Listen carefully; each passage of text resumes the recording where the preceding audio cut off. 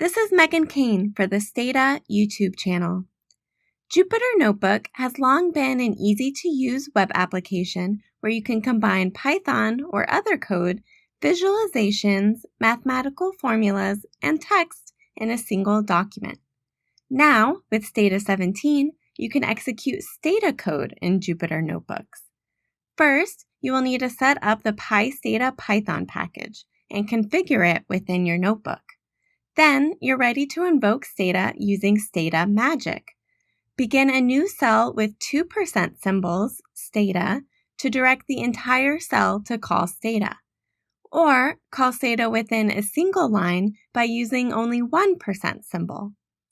You can even load Python data into Stata by specifying the D argument, perform analyses there, and pass the results back into Python by specifying the eret argument.